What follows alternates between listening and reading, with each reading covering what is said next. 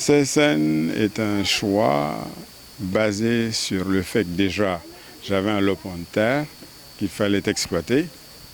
Venu en vacances, bloqué par le Covid, Allah subhanahu wa ta'ala m'a donné du temps. J'ai voulu utiliser ce temps, le mettre à profit, et donc j'ai choisi de venir à CSN. Maintenant, le travail a découlé des rapports que je développe et que je développe avec les populations. Alors, il s'agit de beaucoup de projets. Seulement, nous avons un projet phare. C'est l'implantation d'un parc aquatique. Ce genre de parc est déjà inexistant en Afrique de l'Ouest. Ce serait donc une première au Sénégal. C'est un projet d'envergure qui vient s'ajouter à l'offre touristique. Parce que généralement, le tourisme sénégalais est basé sur le balnéaire. Même la culture est très peu exploitée. Alors nous voulons, à la place de concurrencer le balnéaire, offrir une variable, une variante qui sera le primant sur l'offre touristique. Les gens devraient quitter leur pays, leur ville, dans la sous-région, dans le pays pour le tourisme local, pour venir à CSN. Vous savez, j'ai fait le pari avec le maire. Inch'Allah, que dans quelques années, si vous montrez la carte du Sénégal à un enfant, il vous pointera CSN du doigt, Inch'Allah.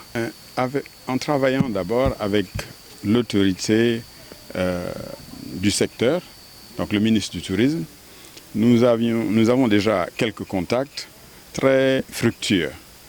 Un travail est établi, nous continuons à travailler avec ces points focaux et c'est très encourageant. Donc c'est un ministre qui s'y connaît, c'est un expert dans ce domaine et la compétence de ses agents et le travail collaboratif nous mènent à croire que, Inch'Allah, sous peu, nous allons parler de pose de première pierre. C'est une analyse simple. D'abord, j'ai constaté malheureusement qu'à CSN, vous traversez sur l'axe national d'un bout à l'autre, c'est une ville qui compte un emploi. Un emploi. Cet emploi, c'est une jeune dame qui habite une autre ville. Donc je crois qu'elle vient de Tchadiaï et elle travaille dans un kiosque. C'était Orange Money. Mieux, c'est que ce kiosque est la propriété d'un Malien. Alors nous ne versons pas dans le nationalisme, mais CSN a un manque criard de création d'emplois, un manque criard d'infrastructures. Vous savez, les gens, c'est une zone rurale et les gens sont à vocation très agricole. Ces gens ont besoin d'unités de transformation.